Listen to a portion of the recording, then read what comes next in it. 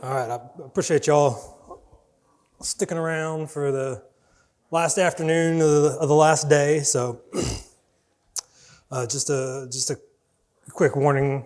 This originally designed to be 90 minutes, got asked to go down to 45. So I'd still like to try to cover everything. What I'm going to do is just kind of go through everything at a high level, and then the time that we have left, we'll come back and be able to dig into any details, answer any questions, those type of things. And feel free to ask questions as we go along as well. But here today talking about automated assurance for your infrastructure as code. And now my keyboard doesn't want to work. All right, so thank you to our sponsors. They've been here all week, helping us out, letting us put this on. They've been wonderful.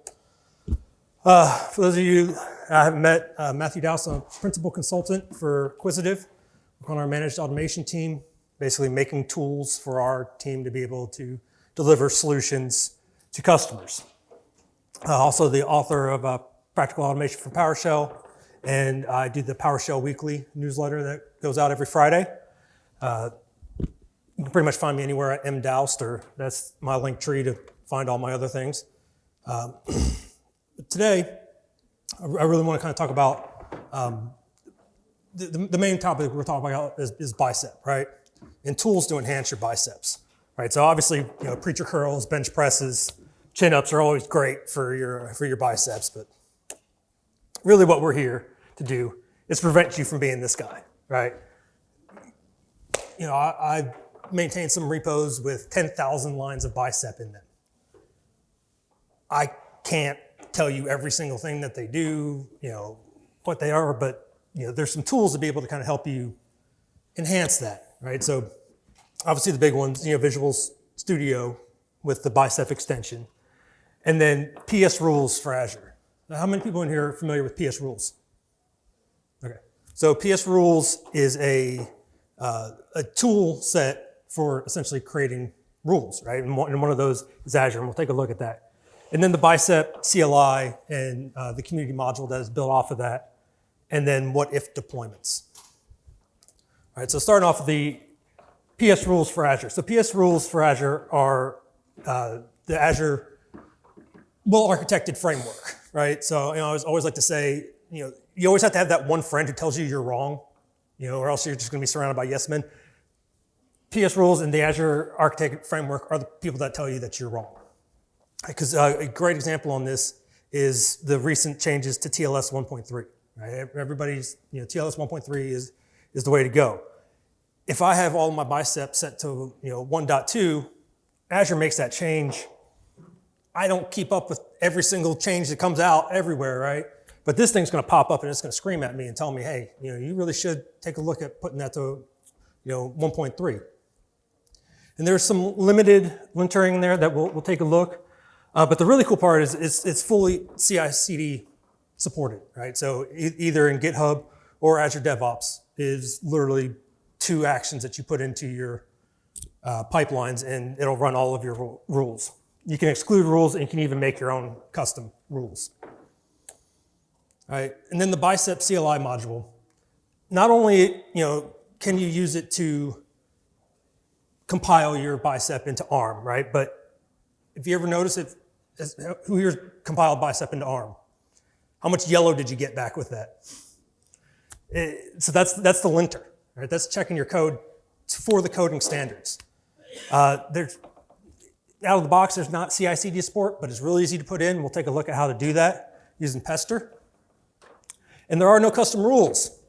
If you go out and you vote on this GitHub issue to allow us to put custom rules in there, we can start putting our own custom linter rules in there. But again, we'll go through and talk about how some good ways to be able to put that in there. And then the what if deployments. I don't know why that one decided to be weird.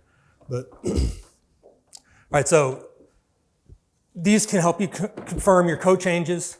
Again, it's not out of the box, but again, you can make the rules for yourself on these. So start off, pretty simple bicep file here. Is everyone in here familiar with bicep? I assume by now in this week. We're just going to create a storage account. All right. Now, the PS rules is a module. Right? The PS rules for Azure is a module built on top of that. There's wonderful documentation out there on it and building it, but it does have our old friend YAML in here. But it's pretty straightforward YAML. And this is actually copied directly from the GitHub IO documentation for this. I only made one change at the very bottom, which we'll talk about. But this, as easy as it is to copy and paste, it is to get started with PS rules for Azure. Right, and all this is going to do is say, I want you to run this version of the rules or greater, run the PS rules for Azure, and I want you to run it against Bicep parameter files. This Azure Bicep file expansion, stage is creaky. This tells it to compile your Bicep into ARM so that it can then parse it as JSON and do all of its fun little things. All right, then just a quick details. And then this again here, so this is at the end, this binding here. And we'll talk about this a little bit when we're making some custom rules for it. But this allows you to tell it, how deep down you want to go, right? Do you just want to look at the template, or do you actually want to look at the resources that are being made? I'm telling it to go all the way down to the resource type and the types below it to be able to get that. So as simple as having a main Bicep and a PS rules YAML like this, and then obviously the PS rules module installed. All right, I can invoke PS rule against this template, and it's going to run, and it's going to tell me everything I did wrong. Like I said, it's your friend that tells you what you did wrong. All right, this is a nice PowerShell version. There's also, they made a fancy version for you if you like colors and things like this. The invoke one brings it back as a PowerShell object, allows you to then, you can build additional logic into your scripts, right, to be able to take actions based upon those. But it comes back and it tells me things like, I don't have soft delete enabled. I don't have container soft delete. There's another one, No, I'm not using replication, those type of things. So some of these I don't care about, right? Or I may care about in certain situations, right? So we'll say, if I'm doing a dev deployment, I don't need to replicate. I don't want to pay for replication. I don't need that extra cost. And again, I don't need to worry about soft delete because it's something I'm just going to develop. I'm going to blow out. All right, so you can create suppression rules. And again, it's YAML. But this is going to come down here, and we'll just say, ignore soft delete, use replication, if tags equal dev, right? So if we look in the Bicep here, we see that this is tagged, with environment. And so if that environment happens to get set to dev, is the only time it's going to suppress the rules specifically for that, right? So just literally copying this rule name out of here. And if I didn't have this on here, right, it would just apply to everything that ran. But in this situation, we're going to go ahead and we're just going to apply it to our dev. So the dev Bicep param, so again, we're pointing right back to our main Bicep. This time, I'm going to pass it a standard LRS and a dev. And I'm going to type in the right part of my screen.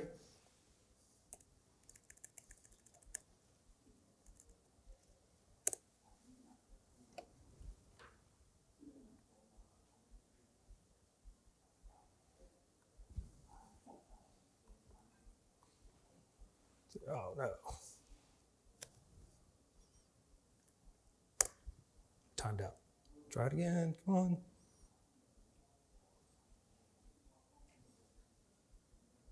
There it goes. So you see, we did get a couple warnings just letting us know you suppressed those, right? So we know that they were suppressed, but we don't care. So our tests at the end passed. And now if I do the same thing against the prod one, so again, just another Bicep parameter file, but all this one's doing is passing in a prod, and it's passing a global replicated. Right, we still have a failure here because I didn't enable soft delete on it. but we don't have our replication issues or things like that because of the type of storage account I'm using. Right? So this allows you to create a single bicep file that you can then use across different regions, different areas, but still be able to test it against those different ones. So if you have different requirements, if you have to deploy something to GovCloud or things like that, right? You don't have to maintain a separate bicep for every single one of those situations. You just update your parameters and you can test it against the PS rules. Now, custom rules. Yep. Real quick question. Is that those tests only going against the, well, I guess it is going still against it's going against the your bicep file with those parameters injected. Okay. Yep. Yeah, so it's actually testing the bicep file itself. And it's also testing the, like the deployment. So here it's coming through and just, some of the generic ones, not using secure values. It's going down to the storage account and then looking at the best practices for a storage account.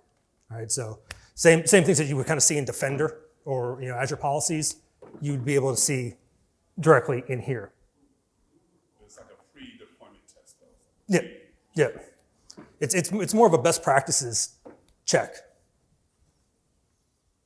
Can we also use it for bicep modules that are hosted in ACR? So everything that goes into ACR is run against this. So they will pass. But obviously depending on your parameters that you put in there, in the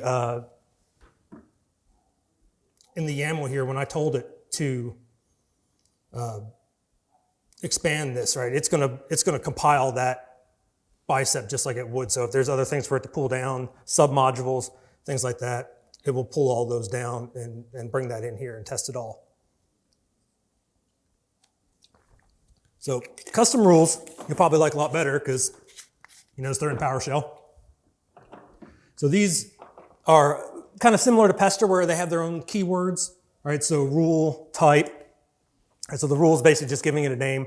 And then the type, here I'm just telling it storage account. Everything that gets pulled into here will be target object so that you can then parse off of that target object. So all I'm looking for here is that the target object has a field named tags. And then if that tag is there, if it's one of these values. And then you can even set it to be case sensitive or not. So I don't have to add anything else to my rule here. The way that it structures is you put all of your rules in a folder called ps-rule, and it will pick them up every time they run. Right? So if I didn't have a storage account in this particular bicep file, it's not going to check this because it's scoped directly to a storage account. So you can set different rules, different values and things like that that are unique to your organization and getting that in there. The other good part about it is so PS rules for Azure is, it's for Azure, right? The PS rules there's rules for just your PowerShell scripts, right? You can have it do all sorts of checks on your code, on your modules, all sorts of things out there to be able to test on it. The big use case right now for it is the Azure stuff, but there's a lot more out there. Another example here is I want to check and ensure that all my parameters are in camel case, right? So, just a quick, I'm going to go through, get my target object, and this time I'm doing a deployment, right? So we all know what a deployment object looks like. Underneath that is properties, template, parameters, and variables. Just a quick regex, say, hey, are all these camel case, right? So again, these get thrown in here and they get checked as I run them. So these are my custom rules that are now being added in. I can create all these type of things. There's one thing, there are some things that it won't do. As I mentioned, there's limited linter in here, right? The limited linter is you are checking the ARM that is compiled. And we'll come back to that on why that can be an issue. But then to add it into a GitHub action, everyone here familiar with GitHub actions, ADO pipelines? they're exactly the same for this. They're just different activities, but it is literally, again, this is a copy and paste directly from the documentation on setting this up. I only added one thing in here to do a different input path to make demos look prettier. But it is literally one activity here, PS rule, and then upload the artifact. That's it. So it's gonna run just as I did here with this assert statement. It is gonna do that inside of my GitHub pipelines. All right, so if I come in here into my Analyze Azure Resources, and I kick off this workflow, it's gonna run, it's gonna look at so if I look at my repository, right, I have my PS rules defined in here, the same exact ones I just had on my system.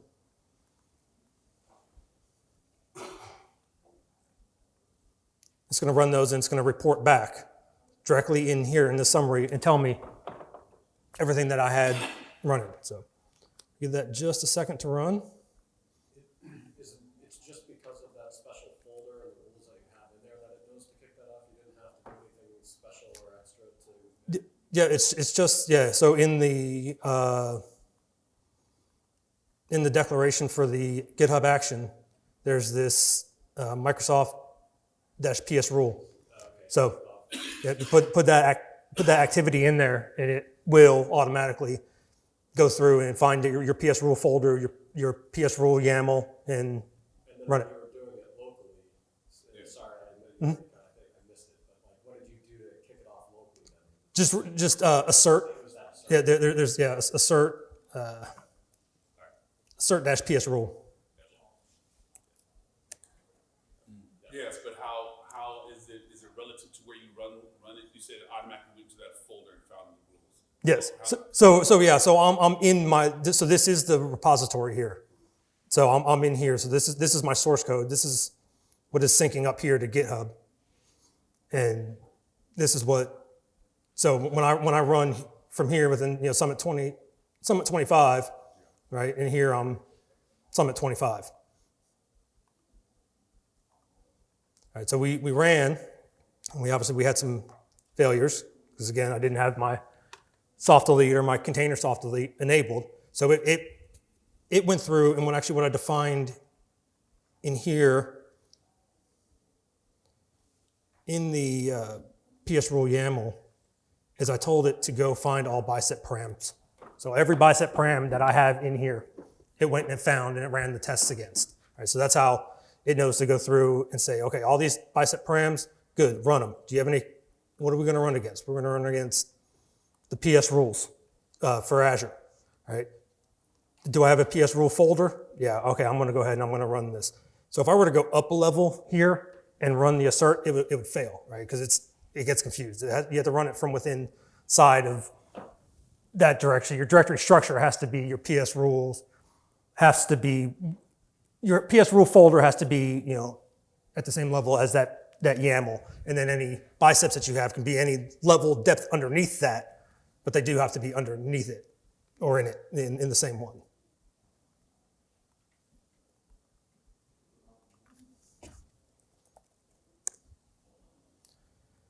So that's great. That's shows a lot of the best practices and the things like that. What it doesn't do is, as I mentioned, it does some linter, but not enough, but not a lot. All right, so if I take a look at this main bicep here, right, I can see real clearly in here, I have a couple of problems in here. I got some unused variables, right? An unused variable and an unused parameter. You notice anything else strange about this? All right, I'm creating my resources, then I'm outputting, then I'm setting a variable, and then I'm declaring a parameter. That is completely legal bicep code, and that will run. That will pass every PS rule test, and that will pass every linter test that you run. So there's the bicep module that's out on the PowerShell gallery has a pretty nifty little test bicep file commandlet in it, and it will go through and it'll test your bicep. And basically what it does is it runs that compile without doing the compile, right? So it's gonna come back, it's gonna tell me, hey, you got these unused parameter, you have this unused variable in there. So, but you also notice it comes back as true. So that is a valid, again, that's a completely valid Bicep file. Because what Bicep does is it compiles itself into ARM. So it grabs those from all over the place, loads them into the ARM, and then you're able to test it, right? The downside to that is with the PS rules, when you're using the PS rules to test, you don't know where these things are put, right? So I've written a couple of functions. We'll get into that. So the test bicep file comes back with a couple of warnings, right? So what I've actually done is I wrote a wrapper around that to come back and tell me, whether or not I actually have any failures or warnings, right? So it's a pretty straightforward script. All it is this test bicep file with the warning variable set, and then it's building some stuff up. Like I mentioned, if we get time at the end, we'll dig more into the code. But then I also wrote this other one here for testing bicep resource order. All right, so define the order that I want my code to be in. Right? Because when I'm looking at 10,000 lines of bicep, how difficult is it to maintain something that is just all over the place like this? I don't know where my parameters are. I don't know where my variables are. I don't know. I have an output up here. And this is just horrendous to be able to look at. It even hurt me to even make this. So running this, so just these couple little functions, all they do is go through and they just check these type of things, right? So this just some basic regex parsing, doing some loops in here. And by the way, all this code is up on GitHub as well. Right, so I have this convert from bicep file that I created, which will get released to the wild once I get it fully functioning, but it is in there. So I got this data back. This is just a PowerShell object that I returned. How do I use this in my tests? How do I, how can I build this? So, a function that pulls all those test files in, and then I put it into a Pester function here, right? So all this Pester here does is it invokes all these bicep tests that I've created, and then obviously we fail because I have those elements out of order, right? But what this is doing, so I got it real quick, I passed one, I failed one. So I passed the linter test, but I failed the order test. So how can I include this into my CI/CD? Right, exactly the same way. I have two functions in here, or two activities in here. One, just a quick PowerShell that what I'm doing is I'm using the invoke Pester. Right, you see a whole bunch of other stuff in here, right? So just starting off, just installing the modules that I need. The new Pester config, right? So Pester, I'm sure, assuming everyone in here is familiar with Pester, the testing framework for PowerShell. Seeing a lot of nods, okay. So Pester has the ability to output standardized formats. So JUnit XML is the Java format for code testing. So what's good about that? There's a lot of Java out there. A lot of things have been written for that. So there's an activity out there to upload a test report. So again, I have a wrapper function here that's just going through, getting all my test files. So I just tell it every test PS1 that I've created, go ahead and run that. Call that into a single Pester command, and then have that run through a pipeline here. So that means that I can come in here and I can write any other new tests that I want for my bicep, and they're automatically going to be picked up every single time that it runs. All right, so if we take a look at this one,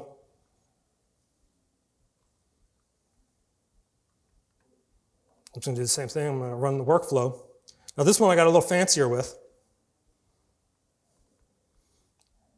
And I just used some basic PowerShell to parse it and make it pretty for me. So I can see a quick summary of saying, hey, you ran this many tests, these ones failed, these ones passed. And this is actually writing back into the summary for the for the GitHub action, right? And to do that, all you have to do is write into a specific file in your pipeline as it runs, and that data would be brought back. We'll just look at one that already ran, that way we don't have to sit here and wait. But see, here's my nice fancy test summary.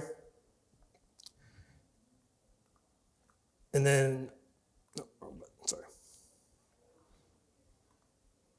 And then if I want, I can really dig down and see exactly. So this is what came from this upload activity here. So this is the out of the box upload. So any JUnit XML that you have automatically gets added in there. All right, so you have your assurance that it's running, it's testing my linter, it's testing that my elements are in the proper order, all those type of things, right? Obviously it failed because I didn't sync my changes. And another thing you may notice here at the top of this other one, second.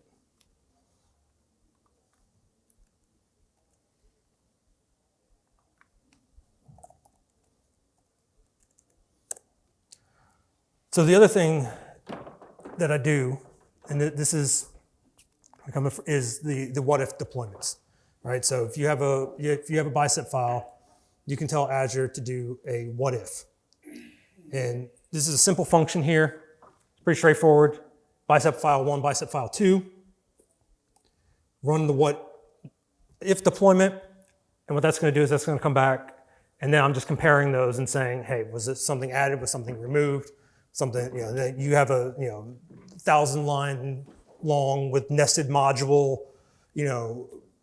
bicep files. It gets pretty easy for something to get dropped, right? So if something gets dropped out of there, you don't notice. Your bicep still works, right? So maybe it wasn't, nothing was dependent upon it, but now all of a sudden, you get that deployed out to a client, and it's, things aren't working, right? So again, we can use the same type of functionality we used before of just, let's build our comparison here. But this time, I don't want to fail if something's changed, right? That's the whole point of a PR. Something changed. But I want to make sure that my changes did what I expected them to do, all right? So in this situation, what we're actually going to do is we're just going to come down here, and we are going to, so this is set to run whenever a pull request is created on main. And what it's going to do is it's going to check out our main branch. It's going to get our main bicep, rename it to base main, and put it down here. So basically what I'm going to do is I'm going to run my main bicep that's in my main branch. I know it's kind of confusing, right? Against the main bicep that is now in my new branch in that pull request. And then compare those two. And then if you output that to a markdown file, GitHub will automatically pick that up and write that directly into your PR. So I can come in here, create a new pool.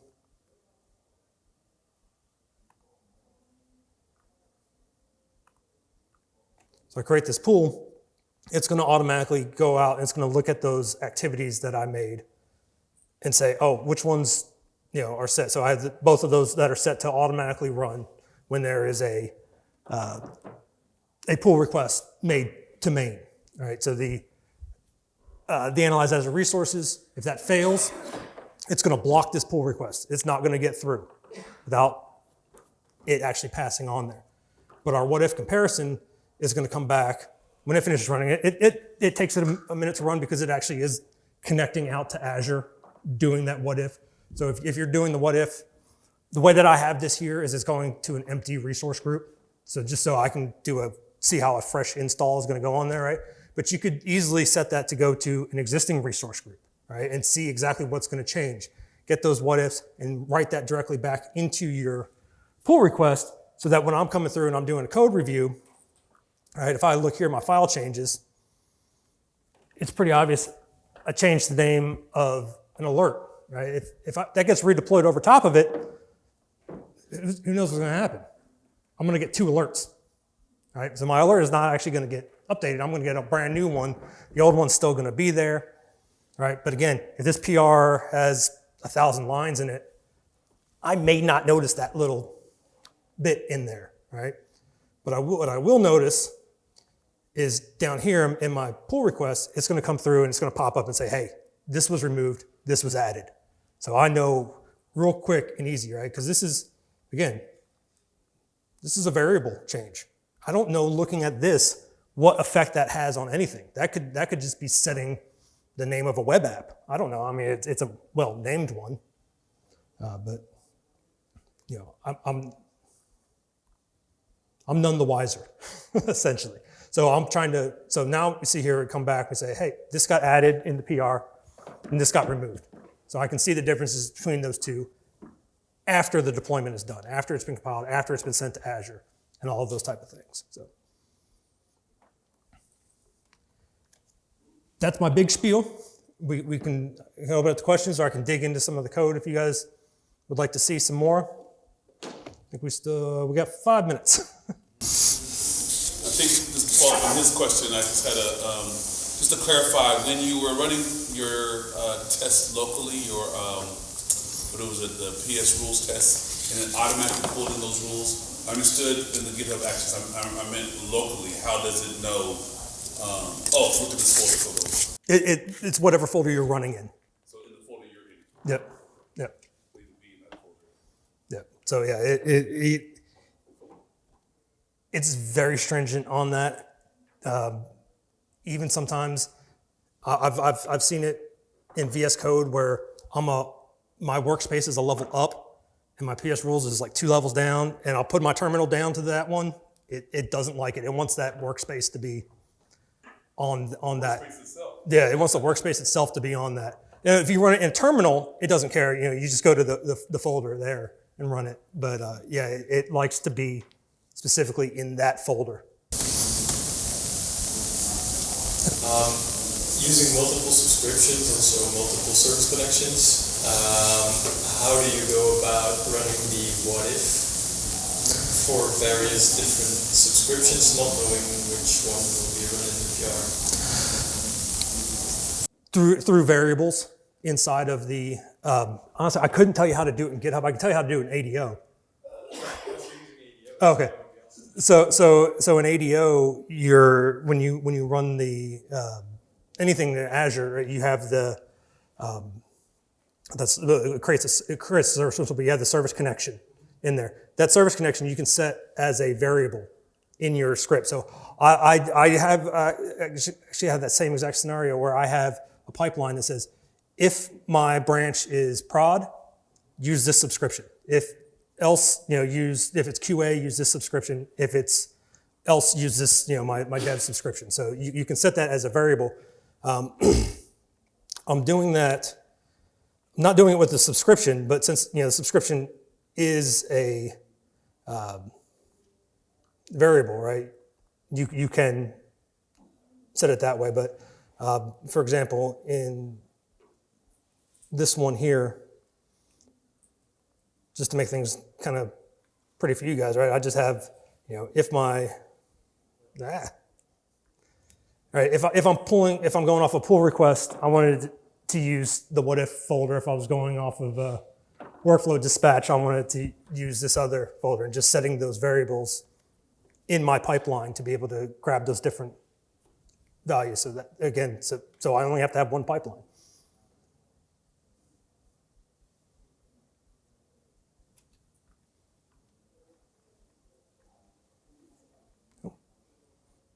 Other than that, leave it to it. So I think my first 2 questions came from either side on here. So you got a copy of my book?